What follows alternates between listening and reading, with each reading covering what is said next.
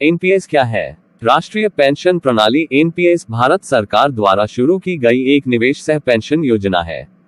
यह योजना pension fund regulatory and development authority PFRDA द्वारा चलाई जाती है। यह विशेष रूप से भारतीय वरिष्ठ नागरिकों को वित्तीय सुरक्षा प्रदान करने के लिए भारत सरकार द्वारा शुरू किया गया है। एनपीएस योजना प्रभावशाली दीर्घकालिक बचत विकल्प प्रदान करती है ताकि एक व्यक्ति इस सुरक्षित बाजार आधारित योजना में निवेश करके अपने सेवानिवृत्ति के समय एक अच्छी पेंशन प्राप्त कर सके और एक खुशहाल जिंदगी जी सके। अब सवाल आता है कि एनपीएस में कौन शामिल हो सकता है? भारत का कोई भी नागरिक, चाहे निवासी हो या अनिवासी, निम्नलिखित शर्तों के अधीन एनपीएस में शामिल हो सकता है। ए, ऐसे व्यक्ति जिनकी आयु अपना आवेदन जमा करने की तिथि के अनुसार 18 से 70 वर्ष के बीच है। बी, नागरिक या तो व्यक्तियों के रूप में या कर्मचारी नियोक्ता समूह कॉर्पोरेट्स के रूप में सभी आवश्यक जानकारी प्रस्तुत करने और नो योर कस्टमर केवाईसी दस्तावेज देना होता है। पीएफएम कौन है?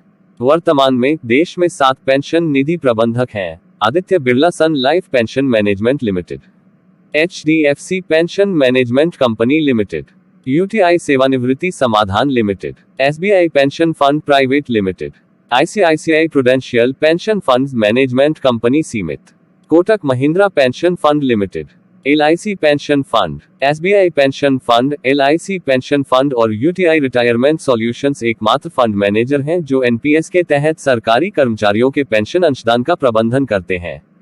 प्राण क्या है? प्राण permanent retirement account number NPS के तहत प्रत्येक ग्राहक को प्रदान किया जाने वाला एक यूनिक और पोर्टेबल नंबर है और पूरे समय एक जैसा रहता है। सफल पंजीकरण पर अभिदाता को एक प्राण आवंटित किया जाएगा। यह 12 अंकों की संख्या है। क्या कोई एनआरआई ग्राहक एनपीएस में निवेश कर सकता है? हाँ, एक एनआरआई ग्राहक एनपीएस खाता खोल सकता है। एनआरआई द्वारा किया गया योगदान आरबीआई और एफईएमए द्वारा समय समय पर निर्धारित किया जाता है। यदि ग्राहक की नागरिकता स्थिति बदलती है तो उसका एनपीएस खाता बंद कर दिया जाएगा। टियर 1 और टियर 2 क्या है?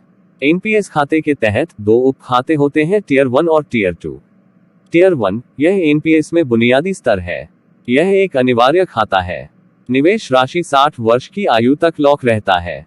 60 वर्ष की आयु में संचित राशि का 60% निकाला जा सकता है और शेष राशि का भुगतान मासिक पेंशन के रूप में किया जाएगा। केवल टियर 1 में टैक्स की छूट दी जाती है। यह एक गैर निकासी योग्य सेवानिवृत्ति है और एक ऐसा खाता जिसे एनपीएस के तहत निर्धारित निकासी शर्तों को पूरा करने पर ही निकाला जा सकता है। टियर 2 कहलाता है। यह एनपीएस का अधिक लचीला स्तर है। यह एक स्वैच्छिक बचत सुविधा है जो किसी भी टियर 1 खाता धारक के लिए एड ऑन के रूप में उपलब्ध है। अभिदाता जब चाहे इस खाते से अपनी बचत निकालने के लिए स्वतंत्र होंगे।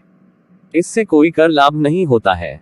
टियर 2 में निवेश करने से पहले एक निवेशक के पास टियर 1 निवेश होना चाहिए। एनपीएस के निवेशकों को उपरोक्त स्तरों में से किसी एक को चुनने की आवश्यकता है। क्या सब्सक्राइबर फंड स्विच कर सकते हैं? हाँ, अभिदाता एक वित्तीय वर्ष में 2 बार इस विकल्प का प्रयोग कर सकते हैं। क्या एक ग्राहक एक निवेश योजना से दूसरी पेंशन फंड मैनेजर में बदल सकता है और यदि हाँ तो कैसे? हाँ, एनपीएस अपने ग्राहकों को योजना वरीयता बदलने का विकल्प प्रदान करता है।